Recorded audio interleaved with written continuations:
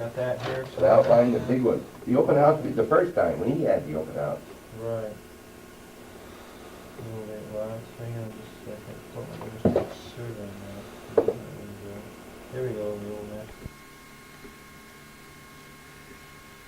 You must be wondering what we're doing just standing here amongst these pictures. We're not in Washington, D.C. This is, you see Abe Lincoln, the Three Musketeers. Abe Lincoln, George Washington, and Mark Barie. Here with Bob Venn for the story of what's going on here. And we're trying to find out today what's going on with the IDA, the LDC, and all these, shall we say, tax-free buildings that people are talking about. We want to get some information on that, so we've asked Mark to fill us in. He's the executive director for both the IDA and the LDC, and is a hometown boy from Champlain, the son of Isidore and Hazel Barie, Route 9, just south of Champlain. And give us a little bit about your background, Mark. Well, as you said, I'm from the area. I went to Plattsburgh to be born, and I think the rest of my years have been spent in the Rouse's Point, Champlain area. I moved to Rouse's Point in 1976. I'm a graduate of Northeastern Clinton, also at Plattsburgh State University, and just a couple of days ago I was awarded my master's degree from St. Michael's College. Well, congratulations. I didn't know that. The degree, or the thesis, had to do with strategic planning for rural-based economic development agencies, but the master's degree itself is in administration. So I'm a local boy that either was too stubborn, or as some would say, too foolish to leave the area. Still here. Talking about leaving the area, I understand Mom and Dad are going to leave and go to Florida. That's correct. That's right. They bought a home in Sebring, Florida, and when my mother retires from your confreres at U.S. Customs in August, I'll now have a permanent excuse to go down to Florida for at least 2 weeks every year. Right. I saw your dad yesterday up at the Guy Supernaw's garage, and I was asking him. He said he can't wait until August. That's quite accurate. He's very anxious. He said he's enjoying himself, and he said his children asked him how come he's not trying to get a part-time job. He said he had a job and he's worked hard long enough. I'm going to miss them both, but I'm very happy. I'm sure. I think after you raise 9 children, at the very least, God should give you the rest of your life in Florida. Okay, talking about children, I noticed you in church in St. Mary's, and you're carrying a new child here. What? Tell us about your son. I inherited Eric, who's 9 years old, when I married Christine Racine. Yes. And about 8 months ago, we were blessed with Oliver Michael Barie. Is it 8 months? It's been 8 months. Oh my, okay. Going by fast. Okay, we know who Mark Barie is, and you know who I am. You've seen this before, and we're going to try to get down to some questions and some information for you people out there. Remember, this is on every night, hometown cable at 5 o'clock, again at 8 o'clock, 1 o'clock in the morning if you're a night hawk, and 9 o'clock the following morning. 4 showings of each of these shows. If you know anybody else in your friends, relatives who is interested in the IDA and our tax-free properties, and the new jobs to the area, call them right now and tell them to tune in, or tell them to tune in one of the later shows. We'll take a break here, Mark, and get right back to our questions. Sounds good. Thank you.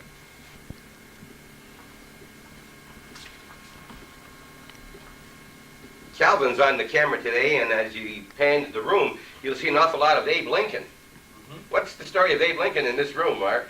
I started collecting Lincoln memorabilia probably 9 or 10 years ago. I'm a big fan of Abraham Lincoln. I think he's probably one of the best writers in the history of the presidency, and of course he's very easily a hero in anyone's mind, particularly mine. And so it started with a collection of some books, and some would say it's getting kind of gaudy in here. I don't have the entire collection in here, and the reason George is over there is that he came with Abe. I had no choice. I had to buy them both. Oh, they're a good pair. Okay. Now, you give us a little background of how long you've been in the LDC and the IDA, and how it started, maybe, just a little. Well, the Local Development Corporation started as a direct result of a committee which was organized by our Chamber of Commerce, what was called then the Joint Committee on Economic Development. And that committee was the first town-wide effort toward organizing economic development here in the Northern Tier.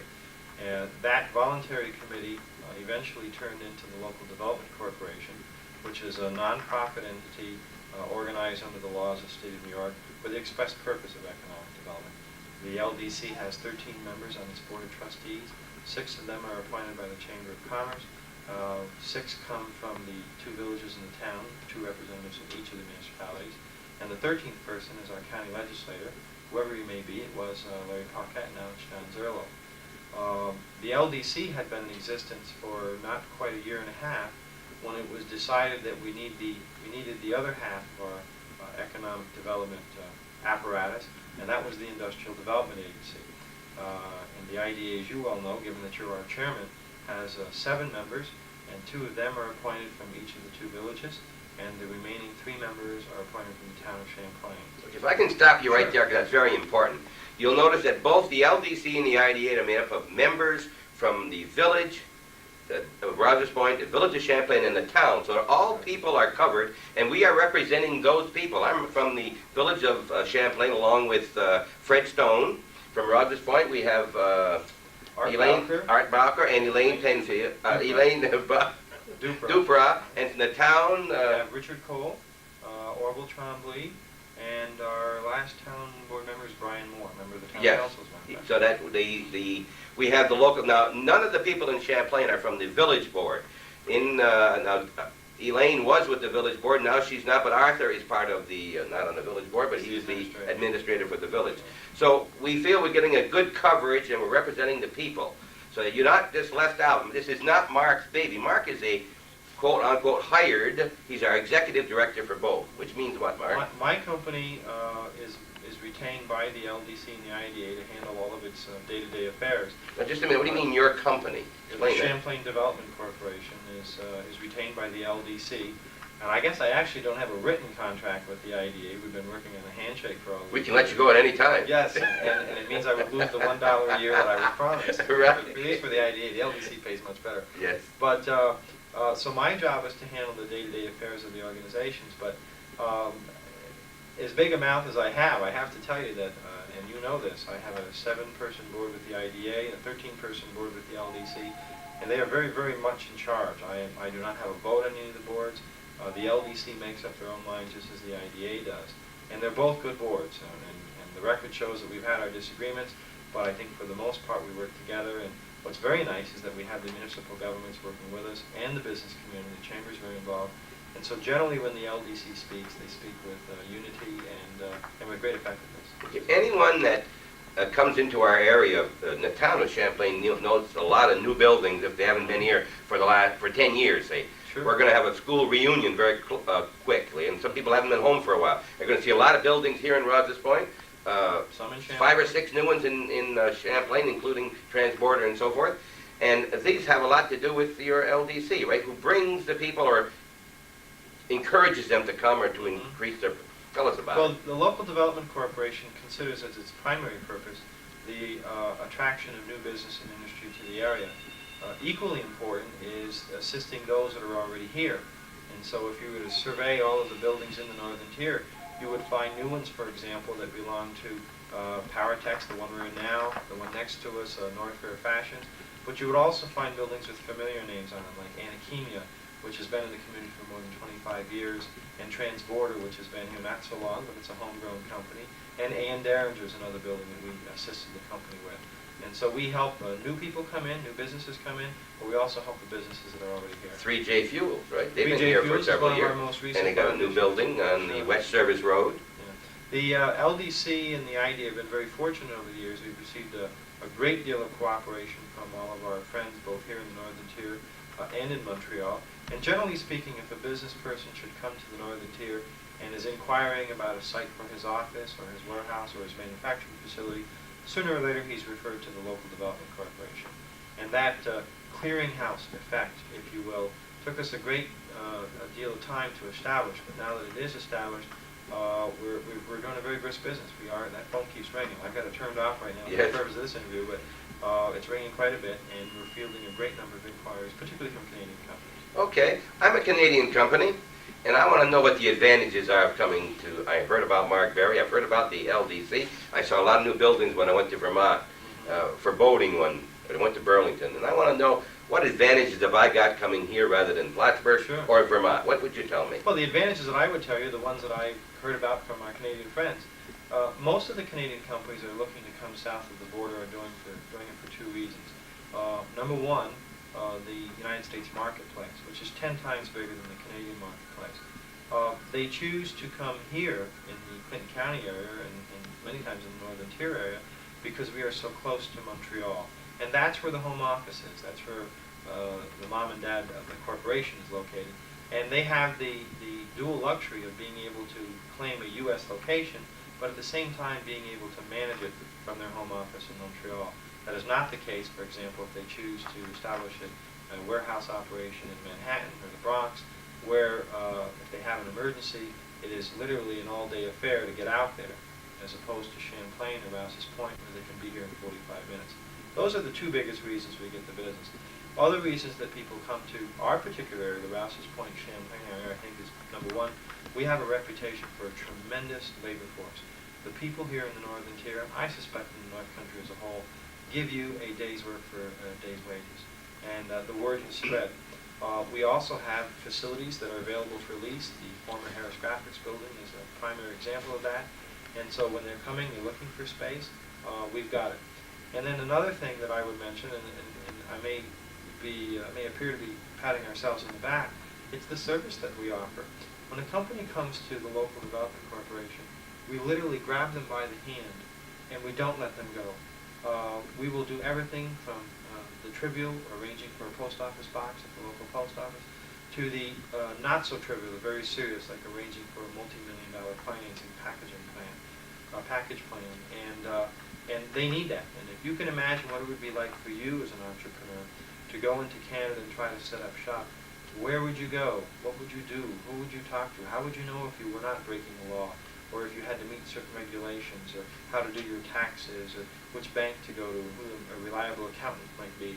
Those are all questions that plague a Canadian business person when he comes to the States, and his answer to all of those questions is the Champlain Local Development Corporation. Okay, now it also should note that none of these people that comes down will come and see Bob Venn, they will go see one of the people on the other committee. They will go mainly to our representative, our employee, quote unquote, Mark Barie, who has the information. We're on there to, he makes recommendations to us. We either accept them or reject them or alter them some way, correct? You mentioned jobs, that a lot of people here to work.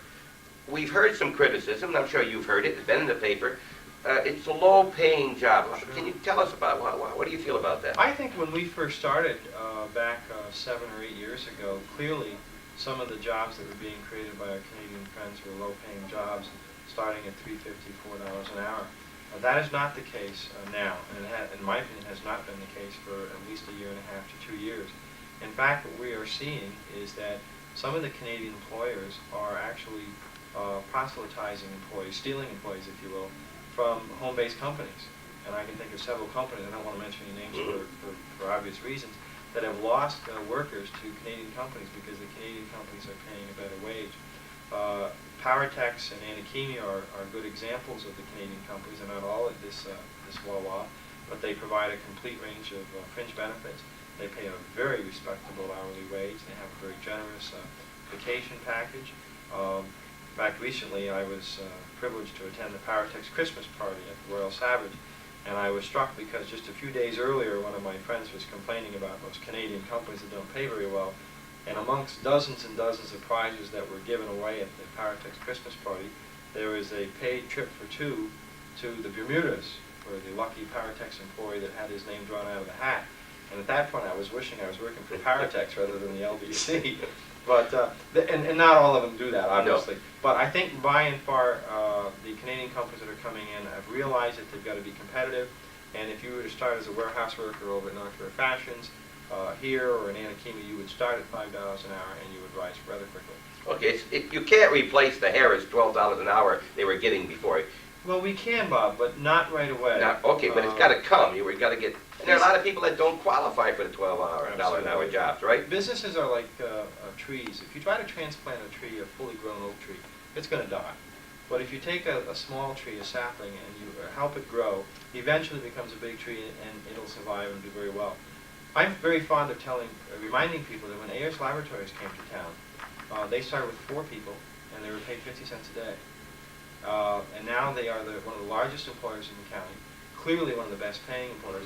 But we grew them. We grew them over a 40-year period, and it took that long. The people at Harris Graphics, many of whom I have worked with and we've arranged jobs for, that were getting $9, $10, $11, $12 an hour, were very disappointed to discover that their skills in a warehouse were only worth $5 an hour. But since that time, I've seen many of them climb up. And as the years go by and these companies that we're bringing in grow, their wages will grow with them. You just simply can't do it overnight. Now tell me, talking numbers now and in jobs, how many jobs would there be in this complex? Any idea? Right, our latest survey indicates there's not quite 150 people working in the Rouse's Point Industrial Park. We had not rehearsed any of this by anybody out there thinking we rehearsed this. We haven't. I just think we're going to go outside in a few minutes. You're going to see all the cars out there. These people are earning money here. And they're not just looking for something to do. They are working. There's a lot, 150 people. I would never remember my lines if we did read. Okay. Now, in Champlain, of course, a very new company that came in we didn't have a lot to do with was the Curtain Company. Well, Commonwealth Curtain Company, although we did not finance or assist in the financing of a large building for them, we did have a great deal to do with in bringing them here. They make a very high-quality curtain, draperies and bedspreads. They're doing mostly curtains right here now. They're from Montreal. Currently, they're employing about 18 people.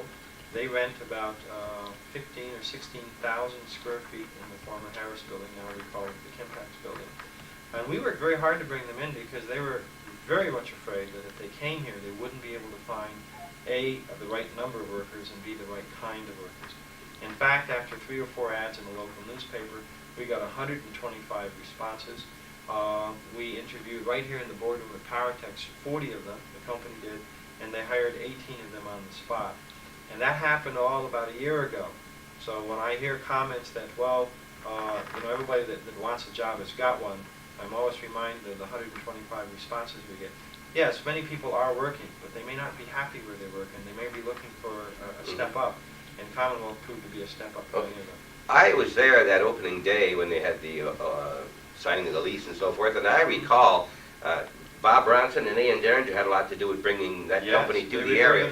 And we want to give recognition to Bob and to A.N. Derringer for that and thank them for even if you are associated with the other brokers. Even though I am. We got to give facts where facts are, all right? And we'll take a short break and get back to you shortly.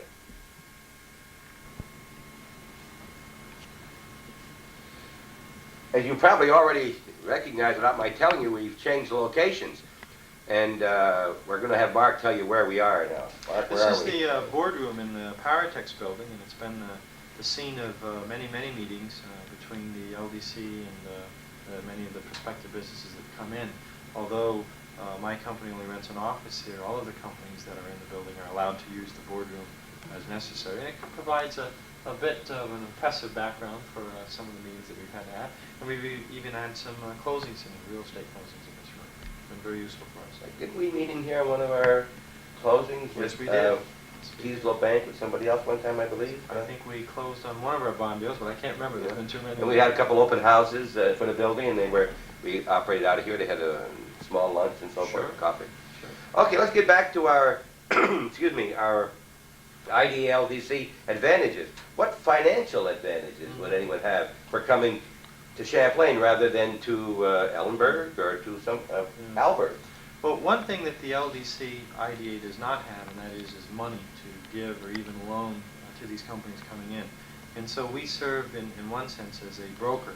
A company that's coming in may, for example, be wanting to hire quite a few people, and these people require training. They would work with us, and we in turn would work with the state of New York, and we might arrange for them to get a payroll subsidy for training. And what that means is that for a brief amount of time, the company would be given some money by the state of New York to help pay their employees until the employees are fully trained. And those are job training grants. And we work with the company and the state to arrange that. We might also hold their hand and bring them to a local bank or even to one of our revolving loan funds established by other economic development agencies to assist them to get their financing. But in no event does the LDC hand money directly to a company or even loan them money. And in no sense are we liable for any of those loans, or we bring them to a bank and say, here's the bank. Right. The question of liability has come up most often with respect to industrial revenue bonds, and that is one thing that the IDA does do. We issue an industrial revenue bond when a company comes to us and asks for one. And I'd like to take a few minutes now to explain how that works. An industrial revenue bond is essentially a mortgage instrument.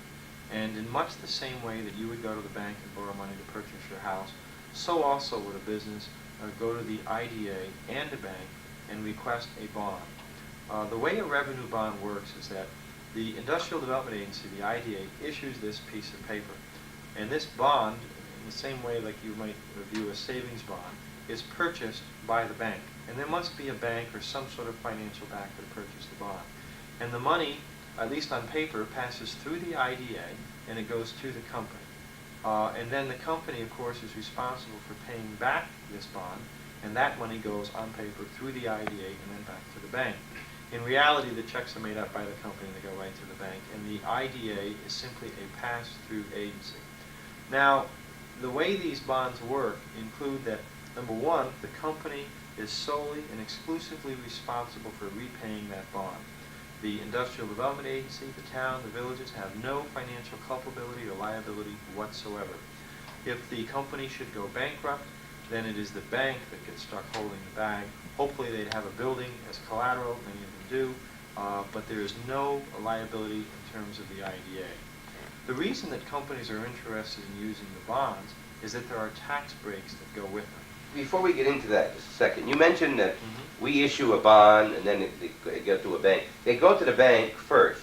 We never issue a bond until the financing with the bank has already been prearranged. Absolutely. In Okay. fact, the Industrial Development Agency will not even induce, which means express their intent to issue a bond, until such time as the company has a written commitment letter from the bank, and that letter from the bank says, yes, if XYZ company wants a bond from the IDA, we will buy it.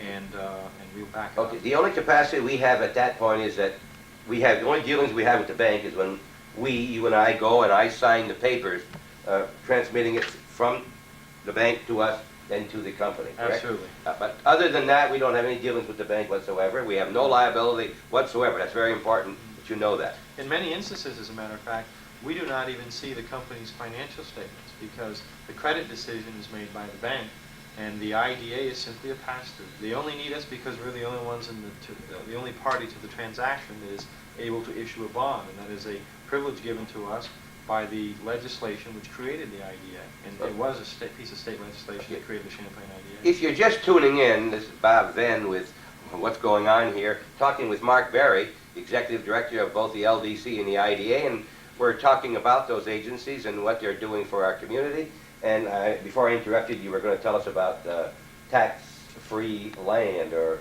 Sure. tax abatement. Well, there's a lot of misconceptions about revenue bonds and the way they work, and particularly the tax breaks that are associated with them. And I'd like to, by way of explaining these tax breaks, tell you why bonds are so attractive to these companies. First of all, the interest rate of the bonds, by the way, there's no special discount on interest rate. There was once a long time ago, but the legislation changed. And now whatever interest rate of the loan and therefore the bond that the company pays is really determined between the bank and the company. And much of it, just like when you go to the bank, depends on how much money you've got and how good your business is and so on and so forth. But there are other advantages of bonds. One of them is that when a company that comes into town puts up a large building, they have to pay sales tax on their construction materials. And if they use a revenue bond, they are exempted from that sales tax. Now that's a sizable amount of money because if you're going to put up $1 million building, the sales tax alone on the construction materials could be more than $45,000. And by using a bond, they are exempted from those sales tax on the construction materials. If it's a mall, for example, that doesn't mean that when a mall sells you the dress, it's going to be sales tax exempt. This only applies to the construction materials for the building. In addition, as many of you know, there's a tax in Clinton County on mortgages. If you borrow money in Clinton County, you have to pay mortgage tax. If you borrow money through a revenue bond, you don't have to pay the mortgage tax, so they save that. But the most significant tax break with respect to revenue bonds has to do with property taxes. And this is where a lot of our friends out there are concerned, and rightfully so. It's controversial, correct? Well, in corners it is. And the reason a tax break, a property tax break, can be offered to these companies is because during the course of the bond, which is usually 15 years, and because of the way bonds are structured, the IDA holds technical title to the project. So if XYZ company comes into the town and they want to put up $1 million building, during the course of the bond over the next 15 years, if you were to go to the tax rolls and look up XYZ company, you wouldn't find them there. That property would be listed under the Town of Champlain IDA. Now we own technical title. Believe me, we don't own the real title. We don't have control of the project. Control of the project rests with the bank and the company in the same way your car. As long as you keep your payments up, you own the car.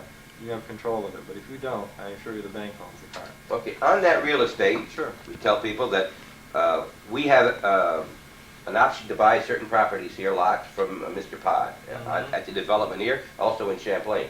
And then we buy that as an IDA, and then we resell it, right, to the company coming in. Well, that's a little bit of a different area. That has to do with the real estate here in the industrial park. And yes, we do buy and sell real estate, usually at a very low price, and then sell it at a higher price after we put the road and the services in. But when you talk about revenue bonds, we hold only technical title, not real title. Right. Now, just following up on these bonds, because the IDA is tax exempt, and because they have technical title to the property in this XYZ building, let's say, they have to pay no property taxes. The IDA pays no property taxes. Well, that would be horrible. I mean, if a big company came in and they put up $1 million building and nobody asked them to pay any property taxes. So we, at the closing, execute a separate agreement, and it's called a pilot agreement. It stands for payment in lieu of taxes. And what we say to these companies, look, you have to be a good corporate citizen, and we'll give you a little bit of a break, but you're going to have to pay some taxes because we need the tax revenue to support all of what we're doing. And so we execute a payment in lieu of tax agreement. And right now, for the typical industry, this agreement is 12 years. And over a 12-year period, they may begin by paying no property taxes. And then over the 12-year period, they gradually begin to pay money, and they pay more, and they pay more, until they get to the point where they're paying their normal share of taxes. Now, Let's break that down and say how much it is. Well, let me go back first, though, and give you a little bit of history. This is not something that Mark Barie concocted. When we created the Industrial Development Agency, and you were there, Bob, we went around to the school board, to the town board, and the village boards, and the county, and we said, look, we're creating this Industrial Development Agency, and if we issue a bond, and at that time we didn't have any of these new buildings, if we issue a bond on a new building, we want to give them some sort of an incentive. We'd like to be able to attract new companies to the area. And we noticed that across the nation there's 30,000 industrial parks, and many of them offer 100% tax breaks for as much as 10 years.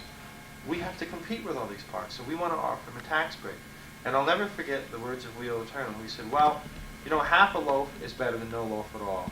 And that's the philosophy behind tax breaks. That if you give these new companies coming in a little bit of a break, they're more likely to come in. If you give companies that are already here a break, they're more likely to expand. And we are not sacrificing revenues that we're already getting. We are, if you will, foregoing revenues that we could be getting in the future, but we may not get it all if they didn't come in. And so when you get some questions from these people, from different people about taxes, that's where the confusion starts. Many people think that the town is financing these companies, and that's not the case. We don't finance any of them. It's the banks that purchase the bonds that finance them. I've heard people say, well, are any of these companies permitted to pay no taxes at all? Absolutely not. All new companies coming into the township are required to make tax payments, and some sort of a reduction is allowed to them to give them the incentive to come here. Now, you asked about some specific amounts. Right now, our policy with pilots is for the first 3 years, they would pay nothing. For the next 3 years, they would pay about a quarter of their property taxes. For the following 3-year period, they would pay half. And then for the last 3-year period, they pay 3/4. And at the end of the 12th year, they're on the rolls and they're paying as much as anybody else is. And when we went to the taxing jurisdictions, the school and the towns, we agreed on what that policy would be. Back then, by the way, it was a 15-year policy. Since that time, the IDA, in direct response to concerns by the community that we needed even more tax revenue, that the burden was getting tougher, and that maybe because we've had 7 or 8 years of good experience, we've got a good track record now, we're establishing economic development, maybe we can afford to give less of a tax break. The IDA agreed, they cut the program from 15 years to 12 years, and I'll bet you next year we end up taking another look at it again. Okay, we had a general meeting on that, Yes, remember, we did. in the town garage, where the school, Mr. de Grand Prix, and other members of the school board were there. We had the 2 villages there, and we had the town there, and they all discussed this, and then we made a proposal that we just took advice, and we decided we'd go on 12 years instead of the former 15, which it made a little bit of extra money for us, obviously, Yes. yet still brings the people to our area. The thing you remember, of course, is the competition. We're not here by ourselves. You know, you can go to Plattsburgh, where they're looking for new business industry, Messina, Vermont, Malone, Albert, right? right? And they're all doing very well. And I'm afraid the taxes in many of these other places are quite lower than they are in the town of Champlain. And I'm not telling your viewers anything new here, Bob. The tax burden in the town of Champlain is tremendous. Much of it, of course, is attributable to the school. I did some research in lieu of our interview today, and I learned that since 1981, the tax burden from the school alone has increased 151% in that 10-year period. Now that's a tremendous increase, and I'm not going to get into discussion as to why it's occurred. You know, some blame it on the school, some blame it on state mandates, and some say, well, it's too much spending. What I have learned over the years is that it is not enough simply to say that you must cut the spending back. We've been saying that, and large efforts have been made in that direction, but obviously the tax burden keeps going up. There is another answer, and it's not the only answer. I think you still have to reduce spending, but the other answer is to bring more taxpayers into the community. If it's just you and me paying the taxes, Bob, we've got 50% of the burden. If we bring Calvin in, we've only got 33% of the burden. If we bring somebody else in, we've only got 25% of the burden. And that's, I think, the long-term answer to our tax problems here in the Northern Tier. We need more taxpayers. And when you bring in $1 million company, $1 million building, even though right away they may not be as big a taxpayer as you would like them to be, eventually they will be. Because even if, let's say, this company in whose building we are now decides to go under, the building's still here, and somebody's going to be paying taxes on it, whether it's the bank or the company or whoever buys the building next. And so whatever we built in the last 5 years is going to be here in the next 50 years, and that's expanded our tax base. And you know, just by way of mentioning, the number of buildings that we have financed through these revenue bonds now exceeds the original value of the Harris Graphics building. We have done almost $10 million of new construction in Northern Tier. And that's like a brand new Harris Graphics Right. building. You know, Harris now, as people out there probably read in the paper, went from an $8 million assessment back when Harris was here to they reduced it to $5 million after it was bought by Kimpex, and recently an agreement was reached where it's now $2 million. Down to 2. As Kimpex fills more and more of their empty space, that assessment naturally will rise. Yes. To take care of it. One of the reasons they cut it down to $2 million was because they had so much of their building that was vacant, was not being used. And I'm pleased to tell you that as a result of the cooperative efforts between Kimpex and the LDC, much of that building is now filled. In fact, we are so concerned that a year from now we may not have any more space to lease. And I think as a direct result, Kimpex and the town are going to come to an agreement, and you'll see them paying more property taxes because they're now making money with the building. Mark, I'd like to go over some of the companies that we have helped, and before that, we'll take a short break because we're going to go outside and take some pictures, and we'll decide what we're going to speak about here and what we're going to talk about outside. Great. Okay, we'll take a short break. We're back again discussing the IDA and the LDC with Mark Barie, and we were talking about tax abatements and so forth and the advantages to getting people here. And what else can you tell us about the problem or the advantages of these? Well, I'd like to dispel some of the myths That's about important. tax breaks and revenue bonds. One of the questions that I hear a lot is, well, aren't we losing a lot of tax money because of these tax breaks that you give to Canadian companies and so on and so forth? And the answer is no. The tax reductions that we provide are only for new construction. We do not offer tax abatement on any building that's already here. So if the town or the village is counting on so much revenue from, let us say, ABC company because they've been here 20 years, we're not going to go in and do some fancy maneuvering and suddenly they're not getting any taxes from that building. The abatement that we offer is only for new construction, and that is a policy established by the Industrial Development Agency, which so far has not been compromised at all. Another question I get is, well, my taxes went up and theirs didn't. And that's not true at all. Unlike other communities as close as Plattsburgh, our tax break policy stipulates that if the tax rate should go up, or if the assessed value of the company's building should go up, then so also will their payments in lieu of taxes. So when the school taxes takes another $2 jump per thousand, I can assure you that the companies that we have bought in are screaming just as loudly as those of us who own homes in the area, because they feel it. They had a payment that they have to make in lieu of taxes, but it's based on percentages, not on dollar amount. So if the assessed value goes up, they pay more. If your tax rate goes up, they pay more too, and it hurts them as much. Another question is, well, what if these companies go out of business? And I touched on this earlier. The company goes out of business, the property taxes still have to be paid by whoever the current owner is, usually the bank if the company's defaulted. And that hasn't happened yet. In most cases, the new owner would be the bank, and if the bank doesn't pay the tax bill, the procedure followed is the same as would happen if you don't pay the taxes on your home for 3-4 years. Can I interrupt here? Yes. You mentioned empty buildings, and we were talking during the break here about some of the empty buildings. There's Sure. the Alco, there's the Pole Light, there's several other buildings. McConnell out in the old The old missile base, Mhm. and other businesses that are closed. The old Agway building. What is being done at this point? Are they still paying taxes? They're still paying taxes. Absolutely. Okay. Some may not pay them on time, but those. But they're going to get it sooner or later. We're going to get it, or we'll end up owning the building. Oh, okay. Each of those properties has its own story. In the instance of the Polite building, as some of you know, this is a matter of public record. There was a period a while back when there were solvents dumped in the backyard of the Polite building, and so this has been designated by the DEC as a hazardous site, and this has been a great impediment to selling that building and even to leasing it out. And the reason is the banks generally are unwilling to finance anything that's connected to a building or property that may be a toxic dump of some sort. I'm pleased to tell you that Polite has been marvelous in working with the DEC, and they hope to have that cleaned up one of these years. And when that happens, I think we can get that building occupied. And no one would like that to happen more than us because, as I said earlier, we're running out of space. The old meatpacking plant, Yeah. Alco, that's kind of a tough beast because it is set up for meatpacking. We have had several close calls, if you will, where we had companies that were very, very interested. And I think it's fair to say that most of the time when we failed, it's because it's been very, very difficult to get the prospective buyer to come to an agreement with the current owner. And I'm not casting aspersions on either owners or buyers. We just simply haven't been able to put the deal together. And because the IDA, the LDC, can only go so far. We put them together, but then you still have to have a willing buyer and a willing seller, and that hasn't happened in the instance of the Alco building.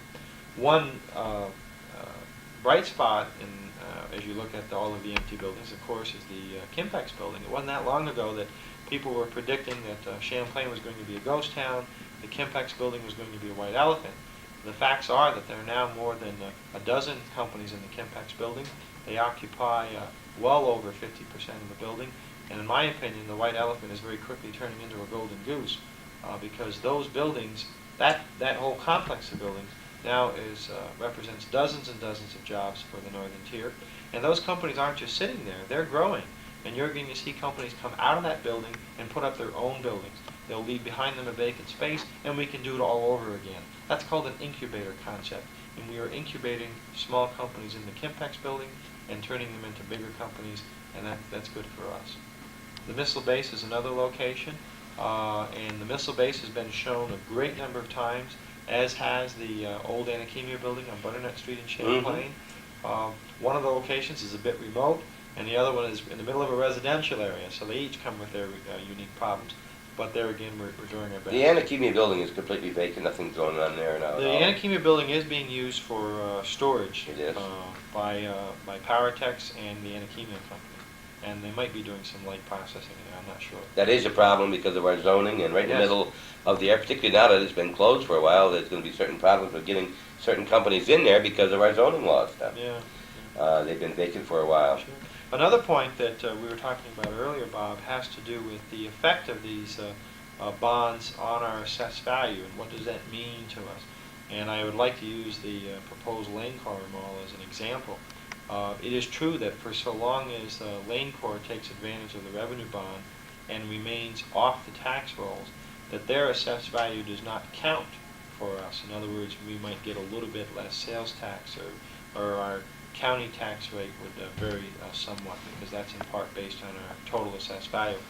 On the other hand, in the instance of Lane Corps, many of us, you included, were shocked to discover that the average taxes per square foot paid by these types of malls, factory outlet centers in a strip-style fashion, was about 50 cents on the east coast of the United States. And here in the town of Champlain, it calculates out to $1.20. And this is a tremendous burden, not on Lane Corps, because they simply pass their tax burden on to the stores, the tenants, but on the tenants themselves, who were in the beginning very reluctant to sign on for leases where their taxes were almost 2.5 times what they're used to paying. And so that's why the revenue bond became necessary, or will be necessary for Lane Corps. We've got to stabilize the taxes for these tenants, otherwise they're not going to sign up and we won't have them all, and we'll lose everything. In fact, we're going to be able to stabilize maybe at just under $1 for them, and so they're still going to be paying quite a bit more in property taxes than they're used to paying, but at the same time, I think they're eyeing rather hungrily the Montreal market, and they feel they can make a go of it. How is that progressing, Mark? How much can you tell us about that Lane Core Mall? That's the outlet mall behind the McDonald's and behind U-Ball's Sunoco. Well, as you know, Bob, the Industrial Development Agency became the lead agency on that project, and this is the lead agency for purposes of the State Environmental Quality Review Act. And just earlier this week, on Monday, the IDA, after quite a bit of research through the LDC, determined that the proposed mall, would have no significant impact on the environment, and in areas where it might, there were mitigating measures that could be put into place. This negative declaration is probably the single largest milestone that we've achieved so far. It means that the way has been cleared for the Department of Environmental Conservation to consider and finally make a decision on all of the permits that the mall is requiring from DEC, particularly for the wastewater treatment facility. And then once DEC has said yes, then Lane Core is clear to break the ground.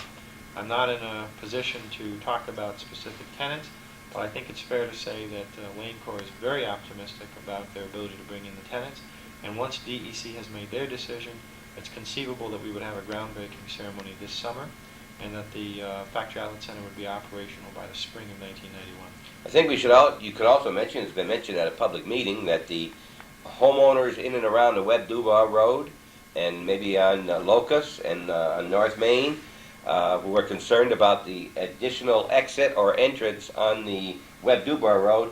It's been pretty well established that there will not be a general exit or entrance. Is that correct? That's right. No exit other than emergency one on the Webb Dubois Road, which we think will minimize traffic there to the point where it'll still be a very pleasant and very quiet neighborhood.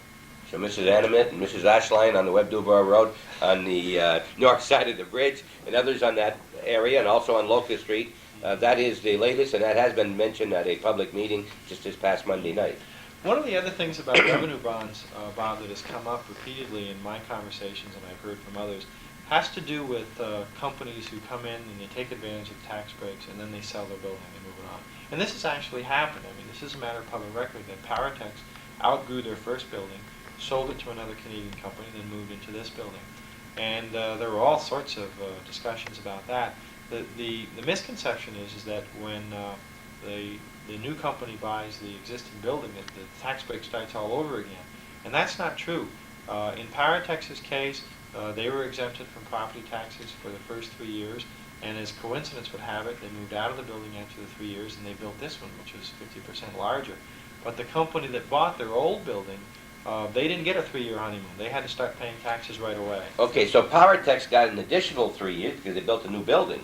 Well, but they also got a greater burden. Yes, and then Northware started paying 25% of the taxes, correct? Right away. Yes. And of course, in the meantime, the assessed values were climbing, and the tax rate was going up, and so overall, the community ended up benefiting more because we had more taxpayers. Right this year, for example, there will be a total of $65,000 in taxes coming in from these companies that we have issued revenue bonds for. That's a chunk of change that, in my personal opinion, I'm not sure that we would be receiving right now were it not for these revenue bonds. And that will grow year to year. And in addition to the payments in lieu of taxes, some of these companies have also agreed to make a one-time payment to increase the name of the program escapes me now. They'll make a one-time payment for the sewer charge in Champlain. Well, here in Rouse's Point, many people don't know this, but here in Rouse's Point, all of the companies in the industrial park in Rouse's Point pay a $100 surcharge for sewer and water above and beyond their normal sewer and water rates. And this is still going into a special fund that the village of Rouse's Point has to help defray their costs for sewer and water infrastructure out here. In fact, the original sewer and water lines that were extended to this park were paid for by a grant from the federal government, and that grant went to the village of Rouse's Point. So in effect, other than some small amounts of labor, the village didn't have to expend anything to get sewer and water out here, but they're getting money for it anyway. Okay, this is in the villages. We're in the village of Rouse's Point, and we're not outside like in Champlain where we get double the rates. But there is another part of this program that in Champlain say they would give a one-time shot of $10,000 or $2,500 because of the additional burden on the fire department. You know what I'm talking about? We're just now exploring what those things, they're called impact fees. That's what I'm talking about. And for example, we think we're going to see our first one if and when Lane Corps' project comes to fruition. And this is an impact fee that will be used to mitigate the effect of the mall on our fire and ambulance services in the village of Champlain. And what we did is we calculated, based on historical experience with other malls, how many fire calls and ambulance calls could be expected to occur as a direct result of the new mall, and then figured out what the average fire and ambulance call cost for the village of Champlain, and come up with a contribution to the village. And that is still being negotiated, but I think it's fair to say that there is going to be some money going directly from Lane Corps to the fire department. And I think the fire department chief, whom I've spoken with on this, is going to be very, very pleased with the results. I think we're going to see more of that, because when these companies come in, if there is a burden on the municipality, it's going to have to be addressed. In fact, it is true for every instance that I know of, that when a company comes in, we've been able to do it without imposing heavily upon the municipality. In Rouse's Point, the sewer and water lines and Lincoln Boulevard itself were paid for by grants and loans from the state of New York to the IDA, the LDC, in order to pay for them. The village did not have to pay for Lincoln Boulevard. In Champlain, the industrial park there, the road was built by village labor, which it was a tremendous contribution, but the materials were paid for by a grant. And I think we can continue that pattern using state and federal sources for the materials and maybe local labor for the work. Would it be appropriate to name some of the people who have secured the bonds through the IDA? Oh yeah, it's a matter of public record. Powertex 1 was number 1, I think. The Powertex's original building was a bond, and their second building, one we're in, was also a bond. Behind us? Behind us, we have the Anakemia Company. And that's an interesting story, by the way. Many people, at least the Anakemia people, will remember this. They had their bags packed. They were ready to move to Vermont. That's important to emphasize that. They have told us that. They've told me that. That was my first job when I got involved with the LDC, the first big one that I remember. We were told by Anakemia employees that the company was prepared to go to Vermont. We called the Anakemia management team, and it was true. They had a location, they had a deal. All they hadn't done was sign it. The state of Vermont was offering them a tremendous advantage to going over there, some very inexpensive money, and I won't get into those details. And we had to scurry to keep them here, and I think they stayed here for 2 reasons. Number one, all of their employees are from the Rouse's Point, Champlain area, and they're great people, and they still are. Many of them are still there. But number two, we put together a little bit of a tax break package that helped equalize the difference in the burden here, which is $32 for every $1,000 of assessed value, versus what the burden in Vermont is, which is less than half of that. And so we competed and we kept them here. But they're a revenue bond. Behind them is the National Commercial Exchange Building. It's a refiner of precious metals. Over in Champlain, we did a revenue bond for the A. and Derringer warehouse, which helped them expand. We did a revenue bond for the Transborder warehouse. We did a revenue bond for Ocaton, which is a Canadian company. Their stores in the mall, and this is their warehouse here. And we also did a revenue bond, our most recent one, for 3J Fuels. Two local people, Carl Smith and Jim Neverett, and they're going to create quite a few new jobs as a result of that, and have a very good impact on the area. So it's nice to see those happen. They're expected to open in early June, or maybe middle of June, or to early July, and Calvin and I intend to be there and for the opening, or just before or just after, and get some pictures to show you people what's happening there on the West Service Road, right next to where the other proposed shopping mall is going to be, across from OTB. We'll be there. We have the Lane Corps, of course, a big one, right now in the process, it could be. And we could also mention just one little thing before we close here and go outside, and that is the IDA and the LDC doesn't do this for, quote, nothing. We do get some income directly to pay Mark's salary. Someone has to pay Mark for all the work he's doing, and I don't get a salary, and the rest of us don't, but we have expenses. We have office expenses, and we get a fee. Would you explain that? When we issue a revenue bond, we charge an agency fee, and that agency fee goes through the IDA directly to the local development corporation. It's costing right now about $4,000 to $5,000 a month to keep this thing going, and with the exception of the $15,000 that we get from the Town of Champlain, we get all of our other money from either these agency fees or from Clinton County. Or selling us some lots. And yeah, Right. we do buy and sell some land. I have to tell you too, when we first started, that's all we got from the town of Champlain was $15,000. We've never gone back for an increase, and so this $15,000 a year that we get from the town represents a smaller and smaller portion of our total budget each year. Last year we were very privileged to get an increase from the county. We now get $15,000 a year from Clinton County, who has recognized the LDC as a significant contributor to the county's economic development and are now putting their money into this. And of course the rest of the money that we've made by buying land from the local farmer in Champlain at a certain price, going out getting a grant, installing the sewer and water lines, and then selling it to a company at a higher price. And we keep the profit, and we do it all over again. But we are a nonprofit agency, and that agency fee is very important because it's expensive. We charge, if a company borrows gets a $1 million revenue bond, they're going to pay at least a $7,500 agency fee. And in addition, they've got to pay legal costs, our lawyer, the bank's lawyers, their own lawyers.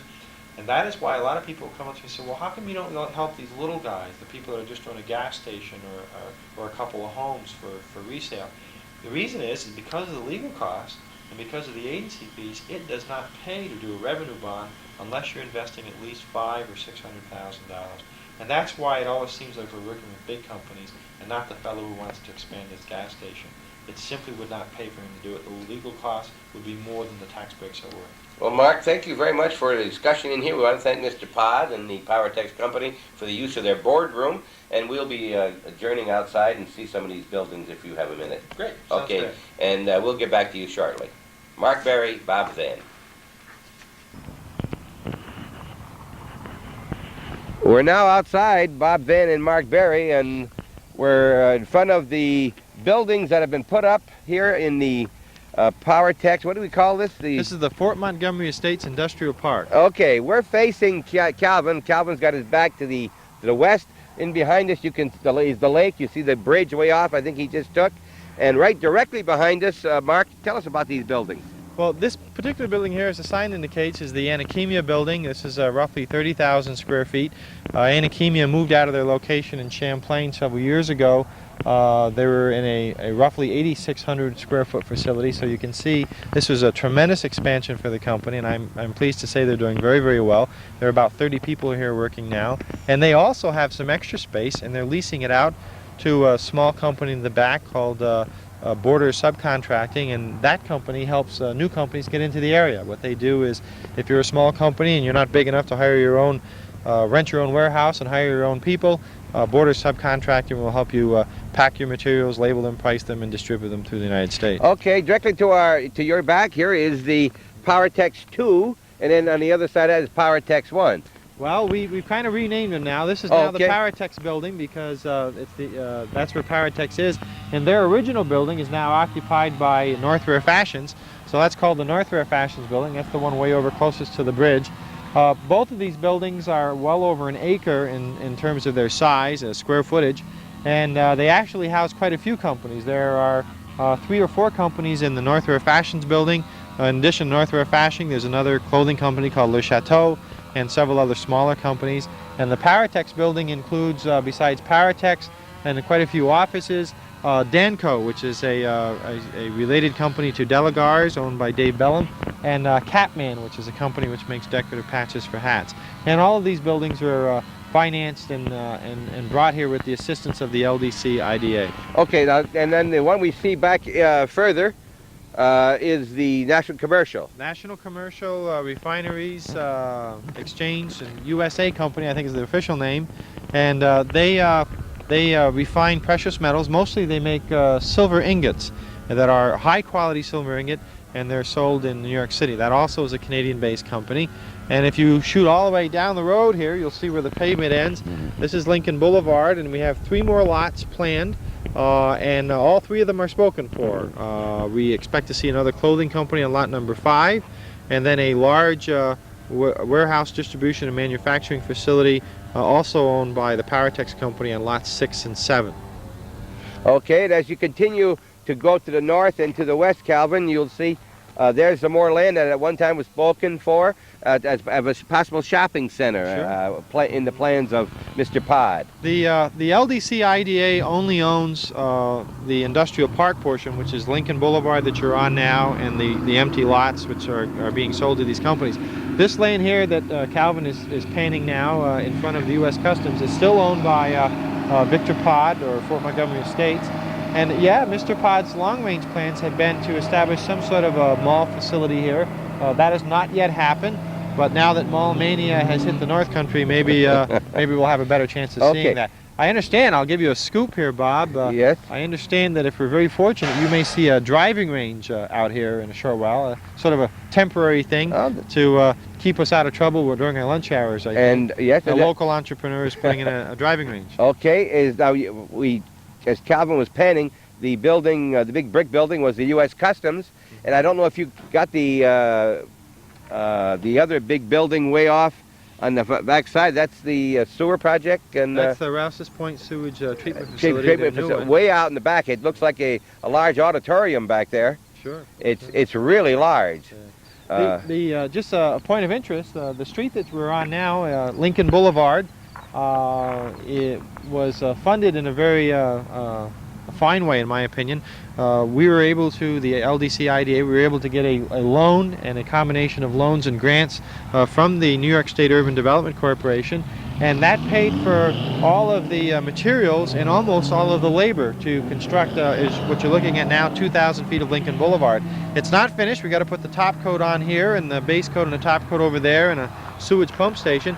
But the Village of Rouse's Point contributed the labor for the installation of the electrical materials, and everything else, all of the other materials, the electrical materials themselves, and the labor to build this street came from these grants and loans that the IDA managed to attract from the New York State Urban Development Corporation. So if you hear somebody say, well, you know, it cost the village or the town a fortune to put that street up there on the Victor Pod's land, actually didn't. They contributed labor only for electrical materials, and everything else was paid for by the state of New York. And I guess I'm a little bit provincial in that regard. I have a sneaking suspicion that if we don't get those grants here in the North Country, somebody down in New York City is going to get them, and I'd rather we get them. Okay, as you look back this way, Calvin can look down and you'll see the street lights that separate the road coming in and going out, and off to the left, the parking lot for the Powertex building. And when we came here about 11:15, that parking lot was virtually packed tight. We had room for a couple of cars, but now a lot of the people have left for lunches.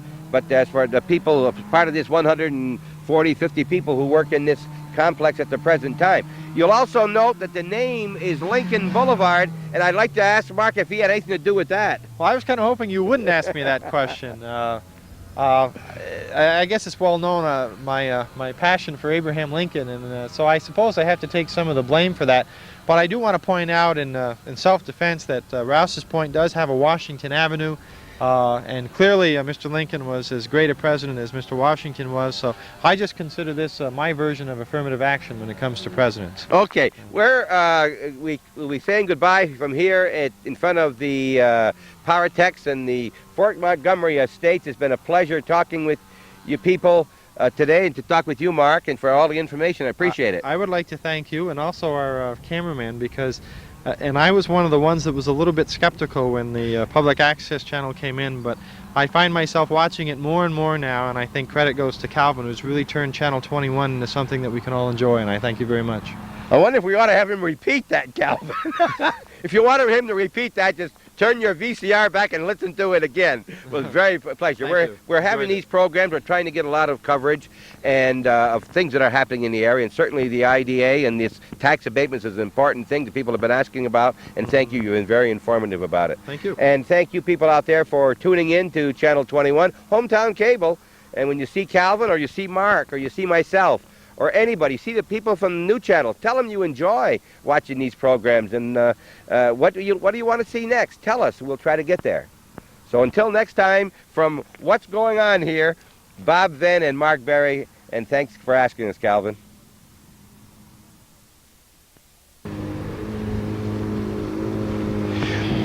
We're outside, the wind is blowing, and if you get any little whistle in your TV, don't handle it at all. It's natural because the wind is blowing out here.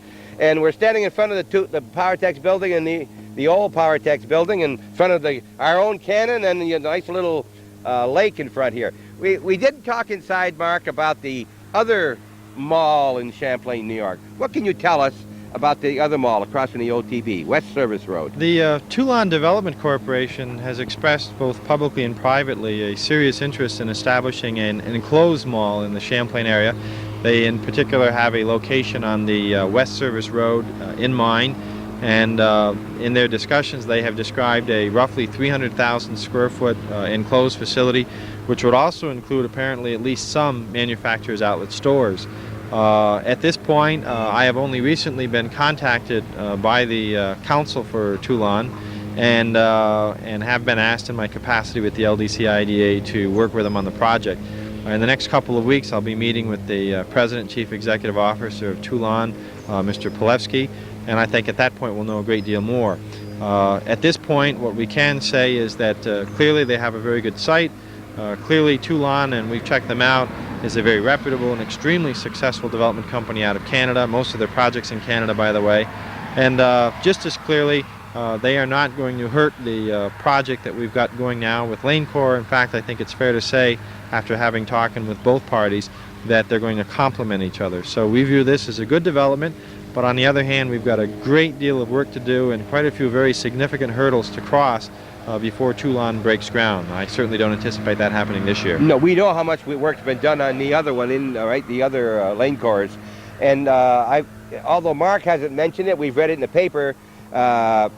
We hear Bud Neverett, Francis Neverett from Chazy involved. Francis Bud Neverett owns that property across from OTB, the property that they're considering for this mall. It's just north of the new 3J Fuels building, the new truck and trailer service and sales building, and just south of the warehouse there by the Champlain warehouse. It's in that area. You'd come right off that exit and go right straight into the driveway of the mall. And it would be a great thing, and of course Champlain's going to grow by leaps and bounds, and your mother and dad must have anticipated this when they decided to go to Florida. I think all they anticipated was the fine weather in Florida. All right.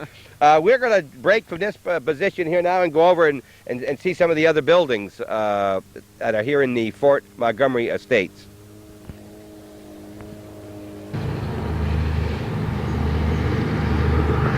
Sorry to interrupt your other watching here, but you're probably wondering what's going on here, and that's exactly what is going on here. We're conducting an interview with Mark Barie, the Executive Director of the IDA LDC. We're talking about tax abatements. We're talking about the other new buildings that have been developed, the business that's been brought into the community, and we've done all this talking, and we're going to be bringing it to you this Sunday evening. Next Sunday here coming, 5 o'clock, 8 o'clock, 1 o'clock on early Monday morning, and if you can't make any of those, and you're eating breakfast at 9 o'clock, tune in then. And tell your neighbors. And we'll be talking to you then. Thanks for watching.